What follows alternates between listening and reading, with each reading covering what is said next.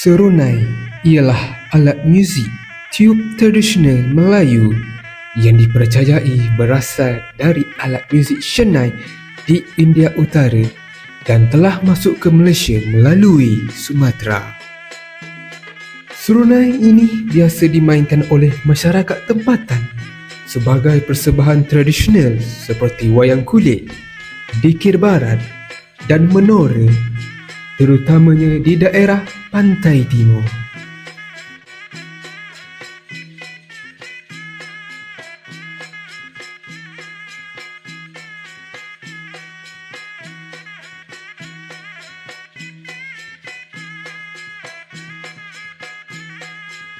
Serunai mempunyai keistimewaan yang tersendiri berbanding dengan alat muzik yang lain. Di sinilah, di Kampung Padang Salim, tersimpan sebuah warisan seni yang tidak ternilai. Kampung ini bukan sekadar sebuah penempatan, tetapi menjadi tapak penting bagi pembuatan serunai, sejenis alat muzik tradisional Melayu yang unik serta merupakan peninggalan budaya sejak turun-temurun daripada generasi terdahulu. Matahari mula menyinari di atas kepala, memancarkan cahaya yang terik di kawasan perumahan Tarmizi Rahim. Namanya sememang tidak perlu diperkenalkan lagi dalam dunia persembahan dan pembuatan alat muzik tradisional Melayu.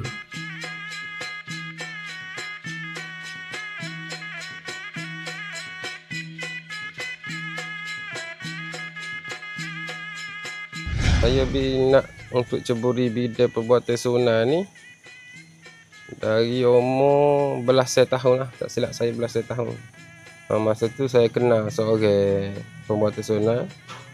Dia adalah sifu saya lah, Khairul Sazali, dia duduk di kapal laut. Jadi bila saya kerap pergi jalan rumah dia, dia pun macam beri tawaran untuk buat serunai sendiri. Masa tu jugalah saya terang.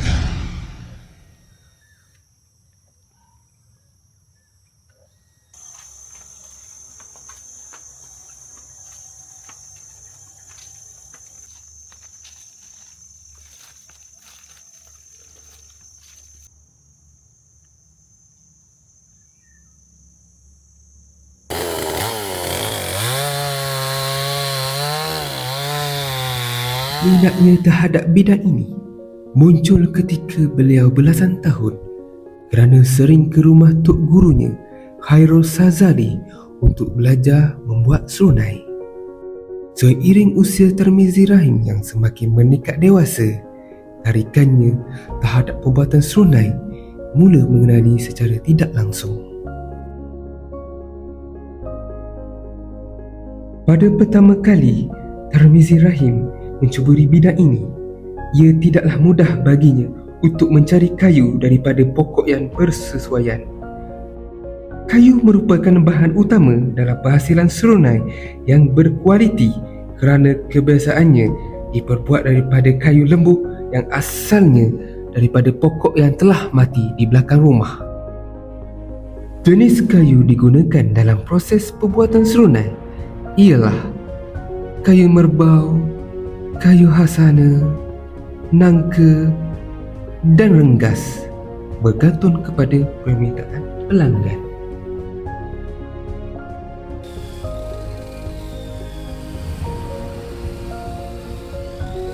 Apabila bongkah kayu siap dipotong mengikut saiz blok kayu, proses pertama ialah menaruh kayu atau membentuk kayu menjadi bentuk silinder.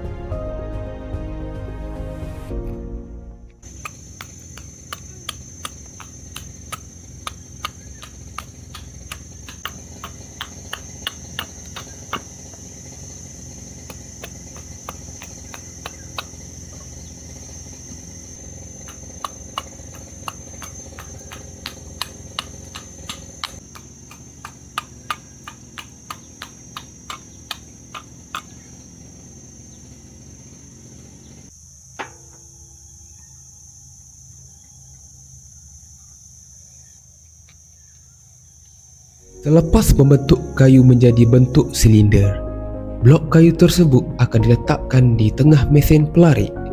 Lalu ia akan dilarikkan untuk dibentuk menjadi batang serunai.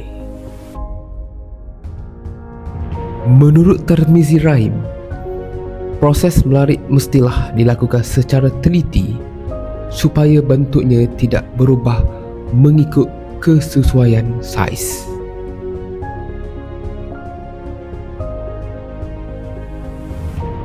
Seni larikan yang unik pada bahagian batang serunai ini menjadi pilihan orang ramai untuk memiliki serunai yang dihasilkan oleh Tarmizi Rahim sendiri.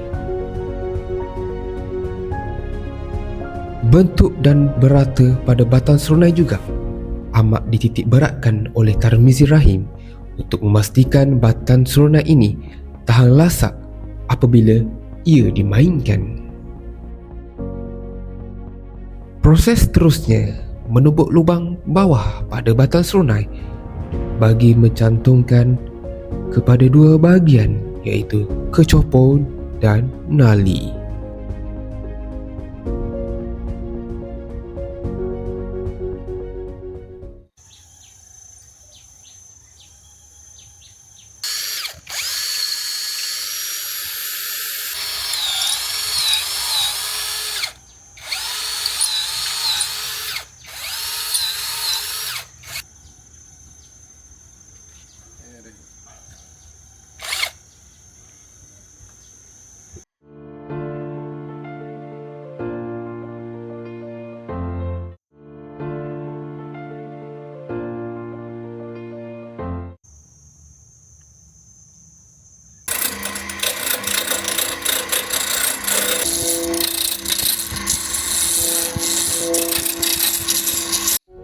Selepas proses menubuk lubang bawah pada batang serunai, bentuk batang serunai diletakkan semula di mesin pelarik bagi proses melarik untuk mendapatkan bentuk serunai serta pemasangan teming pada bahagian batang serunai.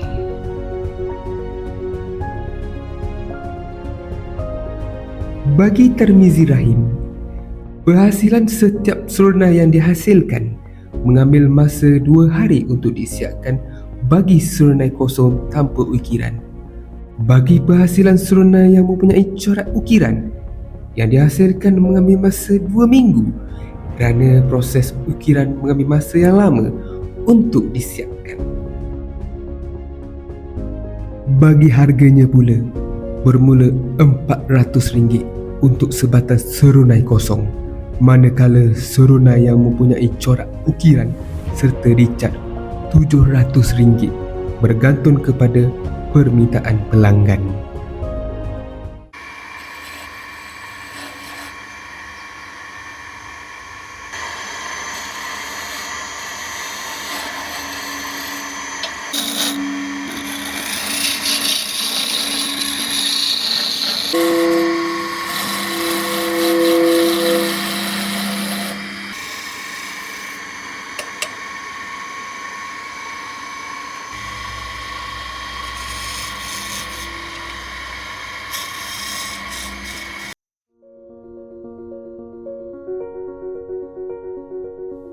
Apabila batang serunai telah disiapkan, batang serunai tersebut akan disembur bagi mengelakkan permukaan pada batang serunai.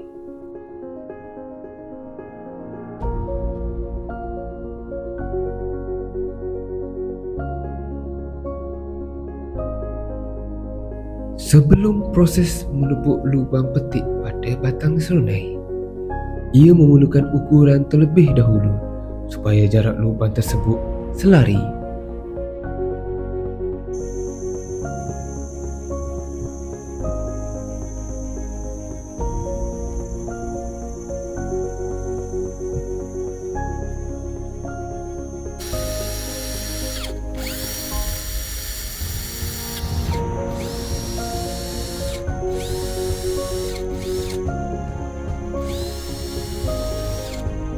Setelah selesai menubuk lubang petik pada batang serunai, proses seterusnya akan menghasilkan kecopong.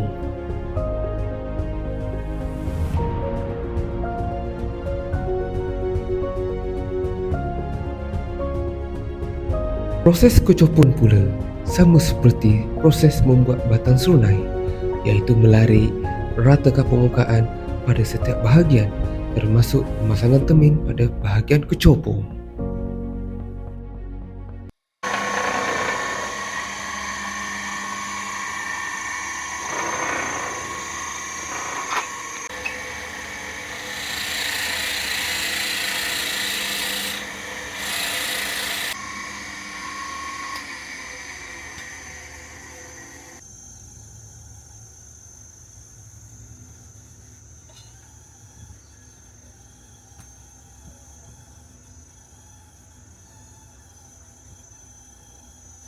Kemudian dengan tarik ke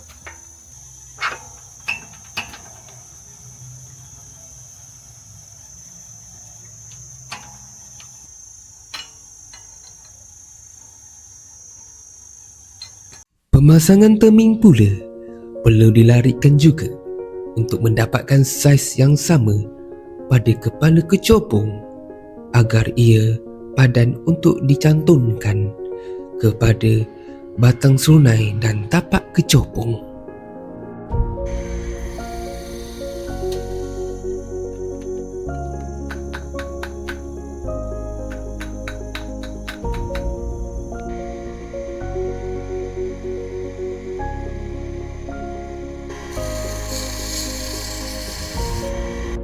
Selepas kecopong dihasilkan, Tarmizi Rahim akan memeriksa setiap permukaan yang dilarit supaya tidak mendapatkan bentuk yang lain serta memastikan garisan lilitan yang dibuat dalam keadaan yang teliti. Kerja sambil selain daripada menukar alat muzik serunai ni, bagi saya sure sure saya kerja sambil pendapatan saya sambil saya ikut buat show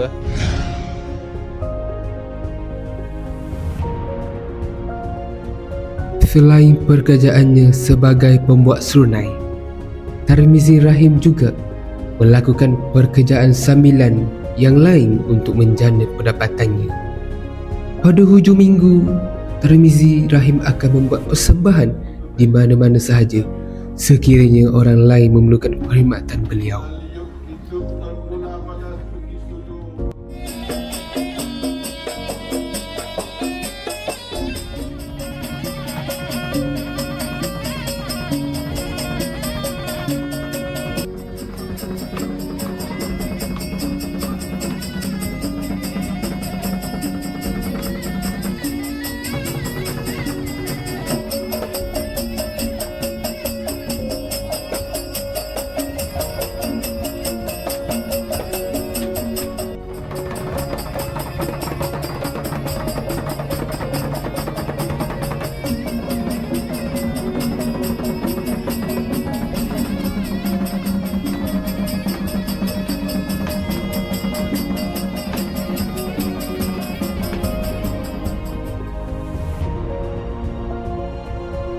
Baginya, yang paling penting adalah setiap pekerjaannya yang dilakukan datang daripada sumber yang halal.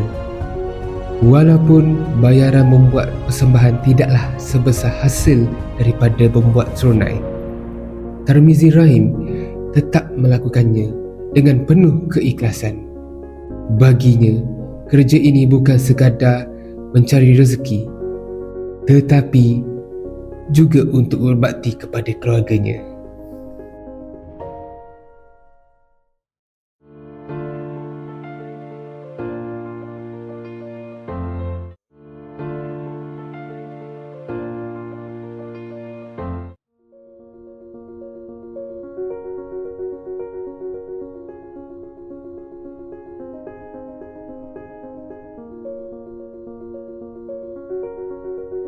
Proses membuat tapak kecopong juga menggunakan proses yang sama seperti membuat batang serunai dan kecopong. Selepas itu, permukaannya dihaluskan dan kadangkala dihiasi dengan ukiran. Akhirnya, tapak tersebut akan dicantumkan dengan batang serunai serta diikat dengan benang untuk diperketatkan.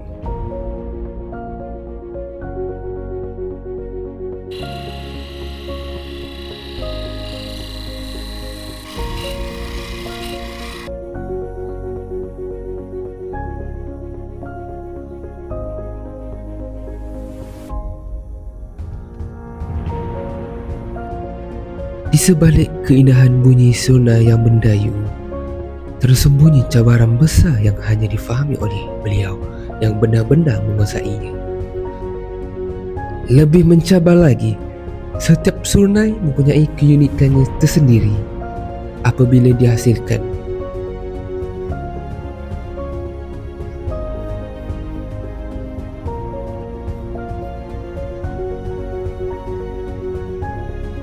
Proses terusnya membuat nali daripada kepingan tembaga untuk menjadikan dalam bentuk kon.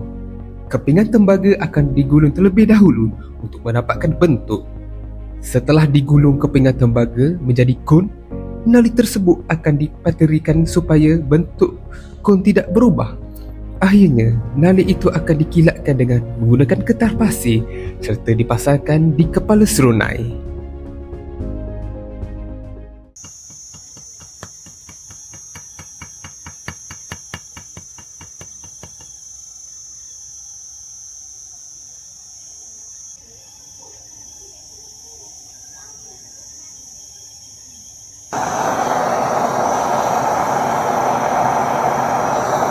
Usaha Tarmizi Rahim bagi mewujudkan suasana dan alat muzik tradisional menyebabkan bunyinya dapat menarik minat untuk bermain serunai. Terdapat banyak kekangan masa dan cabaran bagi penghasilan serunai, tetapi kerana minatnya yang mendalam, Tarmizi Rahim tetap meneruskan usaha untuk mengekalkan budaya selagi ada yang mahu mendengar bunyi serunai.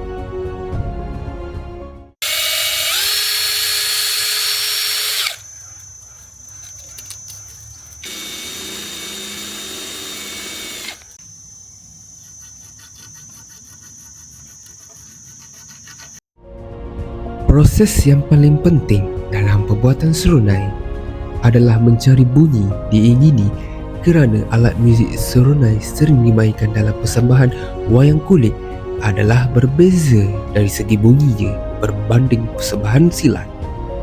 Proses mencari bunyi mengambil masa yang lama selagi mana bunyi yang diingini tidak diperolehi. Proses membuat pipik daripada daun tar memerlukan ketelitian kerana untuk mendapatkan bentuk serta bunyi setelah pipik dihasilkan.